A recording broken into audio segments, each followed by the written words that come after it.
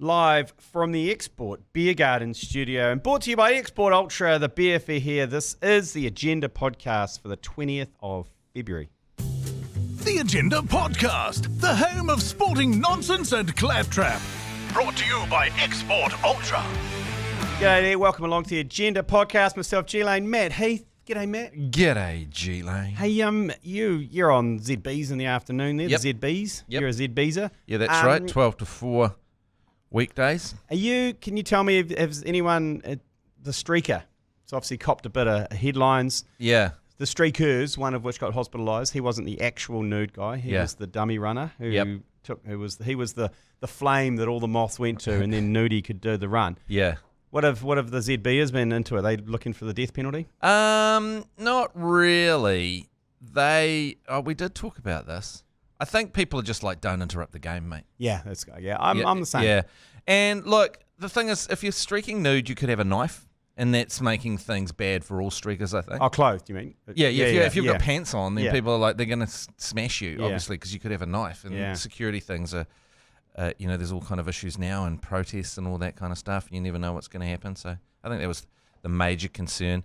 But yeah, I mean, just don't join the outside backs, really. Yeah, just don't join on the backline movement. I've got an idea, and I've texted Nick Sortner from Eden Park. And the next Blues game, I believe, is on the 7th of March. Yep. And I've texted, I haven't got a response yet. I said, yo, Nick, I've got a solution for the streakers. The day before, let's open Eden Park for 2 hours for people to come down and run around nude, and their mates can film it. And you just get it out of your system. You know that you just want to be nude on Eden Park. Let's do it. Let's provide it. Yeah. Just don't interrupt the game, but come and run around the park as many times as you want in the nude. We'll film it. Yeah. You can put it on the TikTok. You can do whatever you want, and then the next day, they've got it out of their system, and they won't want to interrupt the game. I think they've got the reality of streakers is quite different from their perspective, and the security. Isn't it interesting, Because every time I'm on the podcast, I talk about Cricket Gold on Samsung. Yeah. I watch it all the time. And just the amount of just pitch invasion was quite intense, wasn't it, back in the day? Well, the end of the game, especially, is just like it was intense. And also, like at lunch and stuff, they didn't even protect the wicket. People just walking on the wicket. Well, there's that great. I've told this before. There's that great footage of a New Zealand tour to West Indies, and as they were wrapping up the credits, they panned around the field, and all these West Indians are on the field. And you can just see one guy just unloading his python onto the pitch, just urinating on a good length. And it's just right at the end. It's so good. Paul Ford has that somewhere on VHS. It's one of the great pieces of footage. It's one of those things where I find streakers amusing, but then I was sort of embroiled in a conversation with people that deal with it. And it's like everything in the world. It's so annoying how things are just too more complex than they need to be. Yeah, I know. They're like it's players. So they don't know all that's kind of character. Yeah. And so they have to smash the streakers, but they also bring joy. I know some of my formative years, and we've talked about this, is being on the East Stand terraces at Eden Park, and some of the funniest shit I've seen is when a nude drunk guy runs on the field and like he's got his willy out, and it's so confusing and funny. You're like, why is he doing that? Yeah, it's so confusing. I mean, my son Barry's not interested in cricket at all, but he does remember streakers. That was about the only thing that got him through watching cricket games. And New Zealand is so devoid of news that there was a headline the other day say government not to move on streaker laws, and it's like, fuck me, man. We've got way bigger things to worry about than changing the law on streakers. Yeah. Like, who's asking the Prime Minister that at question time? For fuck's sake, surely there's better questions to be asked. Well, they did send a letter to Grant Robertson about 2 years ago, the stadium managers, and they wanted it. I think they were asking that you could be, that there's a bigger penalty if you interrupt the players or interact with the players than just running on. Yeah, things like that.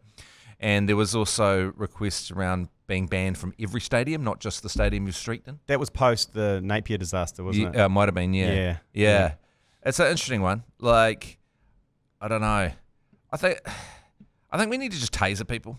Yeah, because it would be funny. Like, they don't even need to get on the field, but if you see a nude guy getting tasered by the fuck, how funny would that be? Because on the sideline, then that'd be pretty. I'd laugh. I'd find that enjoyable. All I got running through my head is if you tasered a nude dude from behind, whether he'd automatically get erect because the muscles would all tense up, and you're running and he goes, because as soon as you have any blood in that sort of region, it starts to become more offensive, doesn't it? And they need to do some studies into this. Yeah. If you get tasered in the butt. Well, some of the content online, some of the funniest content is people getting tasered, trying to run away from the police, and then just turning into a surfboard. Yeah.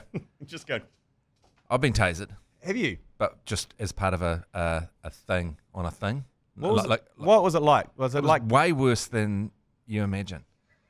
It's really sore, and you feel just really put out by the whole thing. It's actually made me quite depressed afterwards. So it's like pepper. I'd rather be pepper sprayed.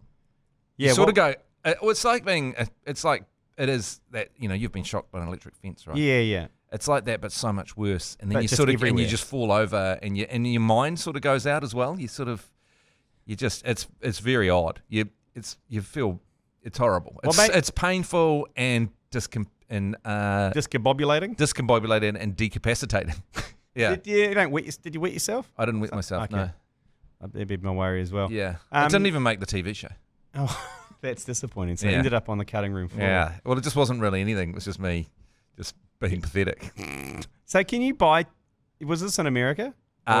This was in America. Yeah. So you can buy tasers over there, can't you? And just walk around, have one. So in your I'm not even handbag. sure if it's the kind of taser that the cops had, but it was one that we is it one of bought. those handheld ones? You just poke it into you? No, it fired a little wounder. Oh, like the pop-up window one. Yeah.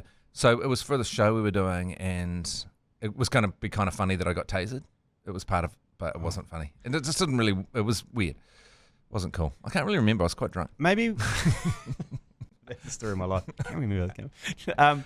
I know I didn't like it, and I could see why it's deployed by the police officers. I'd say tasers in the middle of a rugby field would be quite dangerous though as well. Yeah. So if one kind of went off, skew off, and hit Bowden Barrett, and so sort of sudden Bowden's Dean Lonergan on the back play, that's really, it's not a great look. I was thinking of an idea, and I was talking about this on ZB the other day, that you can complain, but you have to get tasered. Like if any complaint comes with a tasering, because then you would know that people actually really cared about this shit. Yeah. So any whinging or complaining, you get tasered because, if you really believe in it. Yeah. And you're willing to. There's a new property development that's happening around where the Army have a rifle range and let off hand grenades. Yeah. And the Army's asking, basically the Defence was asking for a blanket. These new buildings, these new townhouses are being built all around it, can't complain. Yeah. Because before they get built, because they're like, well, we just have to have a blanket. If you move in there, everyone knows. And everyone knows. It's a firing range. And so I was thinking, you can complain, but you get tasered. Because then the threshold of complaining would be so high that you'd have, like, say, for example, the rubbish collection around my house has moved to really early. It's like 6 a.m. now, which wakes me up. I think if I'm going to complain about that, that's cool, you can complain, but then the council come around and tases you. Yeah. And so, but you heard my complaint, didn't you? And that's we did. Yeah. And we tasered you, and we'll move on. Yeah, and it seems like you're really serious about this because you were willing to be tasered. I mean, there's something in that. Just council workers with tasers is the bit that worries me a little bit. You'd have to report for your tasering. Yes. Under safe circumstances. So you bring in your complaint. Yeah. And they go, okay, here it is. And they go, okay, here's your tasering, and we've filed that. And looks like you're serious about it. Yep. And we'll move on to the next stage. Because it would just stop people that just complain. Because I think 90% of complaints are made by about 1% of the population. Yeah. And so if someone's got 25 complaints, it's 25 tasers. Yeah. And you've got to suck on all of them. They're going to pick the one complaint that they really care about. Yeah, they need to prioritise. Yeah. Yeah, I agree. That's a great idea. Hey, next Thursday, I'm going to be in Vegas. Oh, really? For the Warriors. Oh, wow. Now, I've never been. You've been. Yep. Do's and don'ts. Just give me one do and one don't. How many days are you there for? I've got one day in LA. We're going to an NHL game. Oh. And then... Oh, wicked. And then we're going to go to Vegas, and we've got 3 nights in Vegas. 3 nights? You don't want any more than 3 nights in Vegas? No, I've heard that, yeah. Yeah, in fact, 2 nights is enough. I can probably change my flight. Yeah. I spent 5 nights in Vegas once, and the last 2 days, you've 0 serotonin. Yeah. You just hate life. You taser yourself. Did you visit Big Gary too much? R.I.P. Big Mike Vegas. I was a Big Mike Vegas, sorry. At one point up in my hotel room, I just felt so shit. I ran a cold bath, and I had a Coke bottle, and I cut out the top like a snorkel, and I just... You went underwater? I went underwater. Just completely went underwater to try and, I don't know, have some kind of baptism to try and feel better about myself.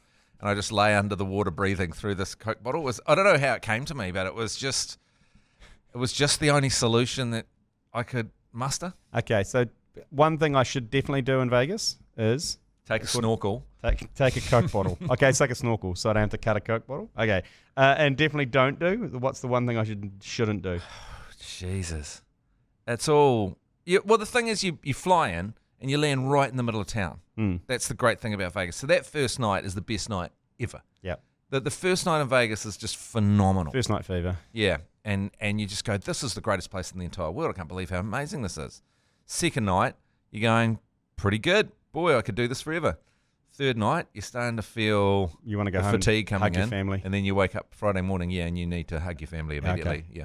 Okay. And you probably start visiting a church or something. You maybe try and get an exorcism, something. Excellent. Okay, it's a great piece of advice. It's the best piece of advice I've been given, actually. Yeah. Every time I tell people I've never been, they go, fuck off, you haven't been. Yeah. And they're like, okay. I don't know if you should go. Yeah, I've been told that as well. Yeah. I mean, I think I've been 4 times. Yeah, 4 times. And yeah, I don't know if I'll ever go back. Yeah. Well, this is the thing. Do I just make it? I mean, when I was leaving last time and I was waiting at the airport and I was waiting in queue and I was watching some video from Carrot Top telling you what to take on the plane or not. And I've never been so anxious in my life and never... Carrot Top. Every part of me it's like I was made out of bugs or something. I don't know. Everything was, I just was standing at queue and I go, I'm never going back to Vegas again. I can't wait then. I can't wait. I'm never, ever going back to Vegas again. Okay, so that was my 4th time. The agenda's going to come live from Vegas from next Thursday. So tune in for that. God knows what state I'll be in, but you're going to have to tune in to find out. Hey, we're going to take a quick break. We're going to be back. And are we disbanding a group close to us? Okay. Matt Heath, this happened last night. Yep. Plays a sweep shot, gets it out. It's a deep square leg, and Will Young writes his name into the history books as the first player in this edition of the Champions Trophy to score 100. Eases it down to long on, an 8 one-day international century for New Zealand's keeper batter Tom Latham. Special moment for him here. It's the 5th time in men's Champions Trophy cricket that... Cancel the town halls, cancel the scout halls, cancel the Girl Guides halls, cancel the RSA halls. We're back.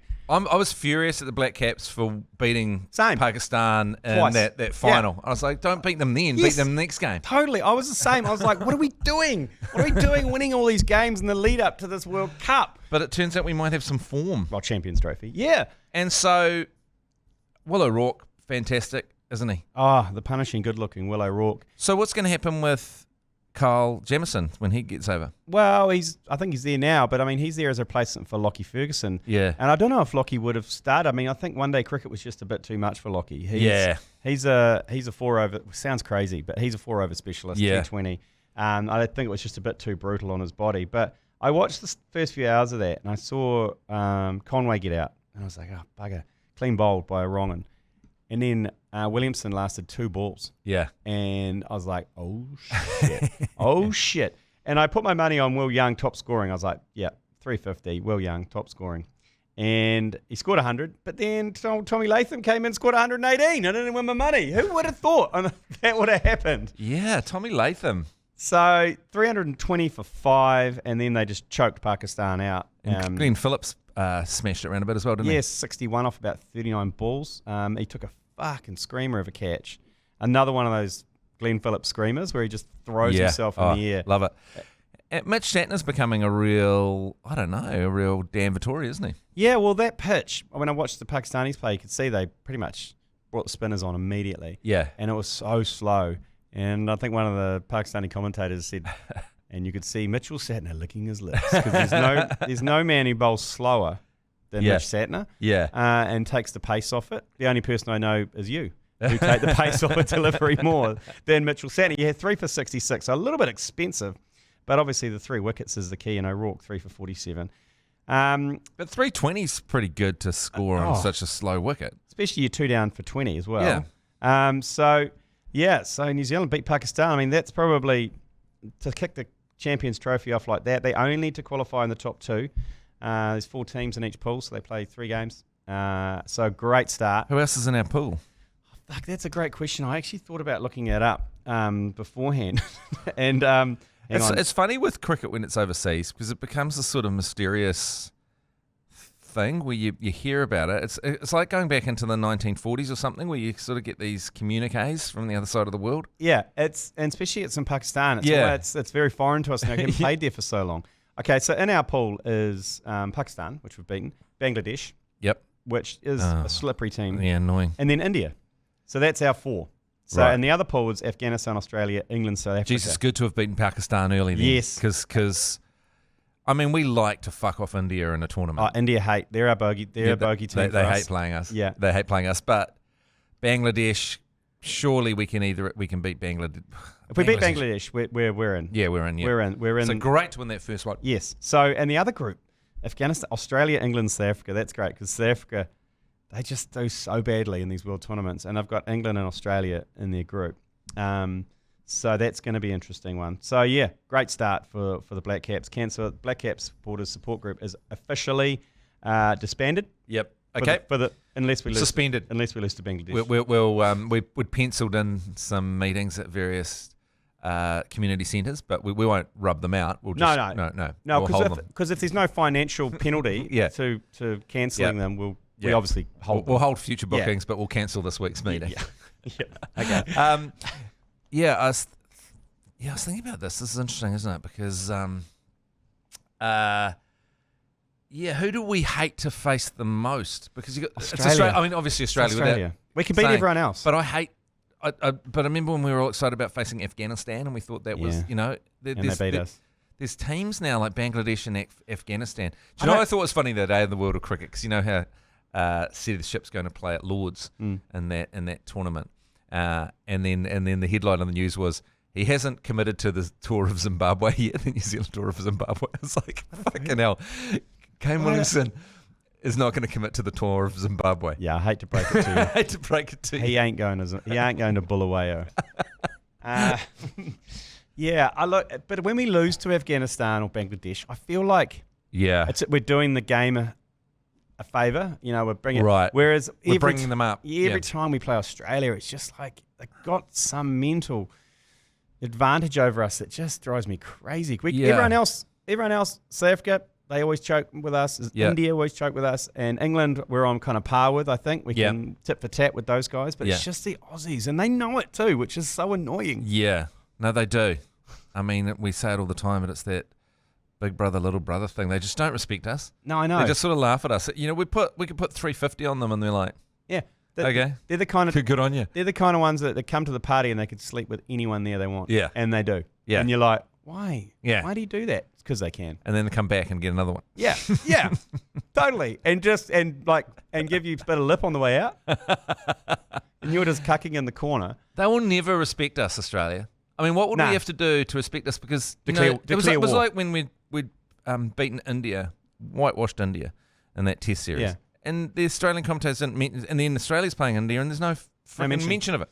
There's no mention at all. That like it didn't. They just go, that's meaningless. I think we have to do something drastic like declare war. Yeah. Or try and invade them and just say, How many years of beating them would we have to so we win a Test series over there and then... we'd have to win 2 Test series in a row over there before they'd even look at us? During the remember the kind of early 80s when Australia was quite bad? Yeah. And we would go over there and beat them quite regularly. Yeah. There was a bit of respect there. But yeah. Then it very much died away through the 90s and 2000s and it's continued to this day. They've got respect for Baz McCullum, Kane Williamson, Trent Boult. Yeah. Vittori. Yeah. Yeah. Well, they've hired Vittori. Yeah. He's in the coaching team. And disappointingly, he's having a great time. They're a good guy. That is a classic example of them turning up at the party and taking the girl we fancied away. Exactly. They're like, come on. And then they can't resist. We love him. He's a national treasure. Yeah. Well, he's not now. No. And then they're like, do you want to come home with me? And we're like, but we're married. He's like, yeah. And Australia's like, no. Well, you were. Yeah. Just got those eyes. They got those eyes. That yeah. Just, yeah. Yeah. I don't know what we have to do to gain their respect. I don't know. war's the only thing I can think of. Yeah, but they'll kick our freaking ass. Yeah, I know. They got subs and everything. I mean, they'd probably beat us with their army more than they'd beat us with their cricket team. Their cricket team would probably beat our army. Yeah, true. What do we do then? We go over there and then like drop a little bomb, then run home, and then we hide in the Kaimanuas. Yeah, and then we go bush. Guerrilla warfare. Go bush like Megaminders and Pew Pew. Yeah, because I bet if we win a test series against them, they'll go into conniptions about how bad they must have been to lose to us. They would never get into a position where they go, well, they're good. No, they go, what is happening to Australian cricket? Sack the board. Sack everyone. There was a headline in an Australian newspaper at some point. It was about 2014. And it was, even these losers think they can beat us now. Even these guys think they can beat us now. You know, it was like, there wasn't even New Zealand's looking quite good. For us to even bother preparing to play them means that we should feel ashamed about Australian cricket. Yeah. Well, we'll see because, look, we've won the Champions Trophy before. Yeah, we have. Remember Kenya? Yep. In 2000 and God knows when. Yep. And everyone knows the Champions Trophy is cooler than the World Cup. Yeah, totes. Totes, my goats. Hey, the team lists have come out for Super Rugby round 2 after a barnstorming round 1. So I'm just going to do our picks because we're going to put our $100 agenda bet on just results. So Chiefs Crusaders, who are you picking there, Matt? See, the Chiefs were pretty goddamn good against the Blues in soggy old conditions. They're at home. Pretty good. They're in the Tron. Pretty good forward pack. Yeah, they're bringing. I'm gonna go Chiefs on this. Okay. And Crusaders only just farted through to win. Hurricanes. In the last. So you got Tupu Vai's back in starting lineup. So it was Amoni Narawa and Aiden Ross. So we've still got Sneakers on the bench to come away. Sneakers and McKenzie looks so good. At halfback and it's great seeing McKenzie back in Super Rugby. That's his. Okay, so we're going Chiefs there. That's his running around behind the back line. Moana Pacifica facing the Reds. Moana are at home. Yeah, I'm going to say. Going to go MPs? I'm going MPs, yeah. Yeah, I'm same as you. Canes versus Drua. It's a Canes home game. Canes. Yeah, exactly. The Fiji and Drua they're still struggling away from home. Your beloved Highlanders versus your beloved Blues down in Dunedin. This is a rough one. Yeah, this is the last question of this round for you.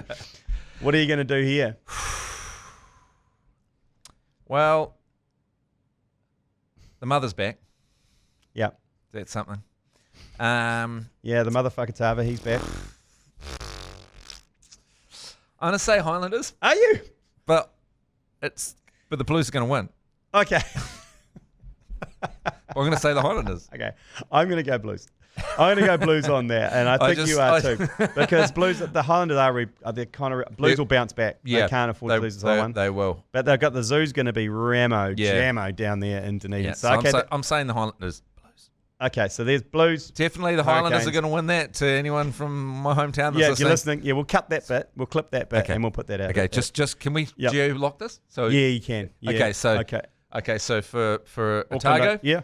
Back home? Yep. Any of my family members? Yep. Anyone I grew up with? Listening? Highlanders. For Landers? Yeah. Targo. Okay, now for the rest of the country. Get to another one, so we'll just, for the rest of the country. Blues. Hey, moving on to the football desk. Obviously, the round ball, not a strength of ours, but we're trying to get better. So Chris Wood is going to play Erling Haaland because the All Whites are going to be playing Norway in Oslo, and obviously Chris Wood, pretty much he's got 19 goals so far in the EPL, behind Erling Haaland. So that's going to be Haaland's got 19. And I think Chris Wood's got 18 goals. Yeah. So there you go. That'll be a good little warm up for the All Whites. Do you think Chris Wood's goals are cool enough though?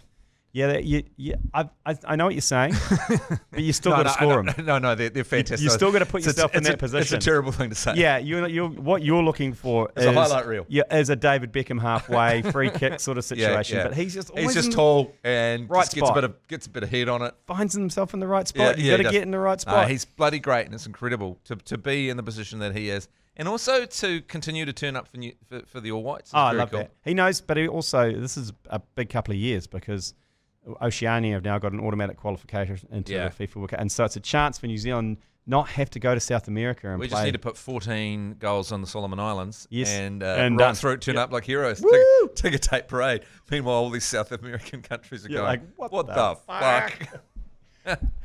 From the basketball desk, Big LeVar Ball. If you don't know who this guy is, the big baller LeVar Ball, the father of basketball stars Lonzo, LiAngelo, and LaMelo Ball. He's had his foot amputated. Oh. So he's had a bit of a Heath Davis after suffering a serious medical issue. LeVar made a name for himself with his grandiose plans for his sons. He created the Big Baller brand, which developed signature shoes for all three of them. Plus, he also claims he was as good as Michael Jordan back in the day and could have been better than MJ if he had taken his career seriously. Yeah, Easier to say that than to prove it. Yeah, that's right. Because we interviewed him on the ACC. The Benchwarmers interviewed him a while back, and he had this to say. Every time and never lost. That makes you the best. Me, one-on-one, never lost. That makes me the best. Now, you said one-on-one you could beat Jordan. One-on-one, What about LeBron? LeBron, I kill him too. I hate that he's too slow.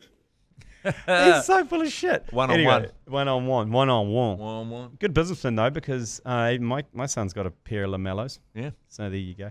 Rightio, the Snackachangi Sports Scholarship is back. We had the Snackachangis last week, but we've also got the scholarship. It was a great time where we make binge watching a sport. Of course, it's a sport. Text CHIP to 3236. Follow the link, and you could win ultimate ACC prize pack scholarships thanks to Snackachangis. You get a few beverages, you get some Snackachangis, all to enjoy your sport with. We'll take a quick break, and we've just got the one yours, please. Yours, please. Brought to you by Leader, home of the lasagna topper. Right, just have to smash that little microphone button on your iHeartradio app if you're listening to us on iHeart. If you're not, then download the iHeartradio app and we welcome you into our box. Yours, please. The star, he's just been joined by Kane Williamson. Seeing Shah to deal with now. Might just be me, but Dooley's International Racing gives me the horn. Righto, that's definitely a lights out. That's a lights out message, that one. Great voice. Curtains closed. Can we get that guy doing some bloody movie trailers? Yeah, well, he's coming. He's got a bit. In a world where Kane Williamson is being commentated on by Simon Newell. Well, look, different strokes for different folks. That was quite late. I think that was that was probably around 11 p.m. because I was watching that. That guy's about to get miserable. He was very miserable because at that point, Kane Williamson's about to go out. Yeah, I thought that's what it was going to be. Yeah. I thought it was going to be alive, but really, it was someone getting off to the sounds of Simon Newell. I remember when we were in India and Danny Morrison was on every channel of the TV. Yeah. And I'd been a bit disparaging over here of his commentary, but Danny Morrison overseas, it really makes sense in India, his commentary. Oh, they love it. You can see why he's risen to the top. It's just... They love a good eccentric... The maximum. Yeah. And that's a C&B. He's called the court and bowls a C&B now. Right. Oh dear, you don't bowl there. That is the maximum. I'm just going to say one thing about Simon Newell, and I want to know whether he's been on holiday to Turkey. Okay.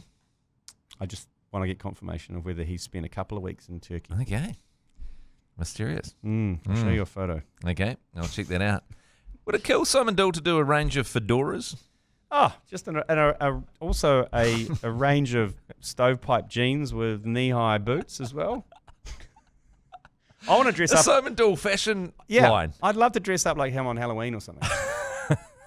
I reckon he could be as big as Hallenstein's if he... Would it kill Hallenstein's to put a Simon Newell rack in there? Absolutely. And what is it with cricket commentators in their competition to see who can wear the silliest hat? Yeah. It seems to be like that kind of competition. But anyway, I want to see what's under the hat, Simon Newell. You should be proud of it. Okay. All right. Rightio. We'll knock this on the head. Thanks, Matt. Have a great weekend. And I won't see you next week because I'll be in Vegas with a Mike Tyson tattoo on my face and my front teeth missing. Oh, well, cool. Well, I'll give you a cuddle when you get home. Thanks, mate. You've been listening to the ACC's Agenda podcast, brought to you by Export Ultra. For more episodes, like and follow on iHeartradio or wherever you get your podcasts.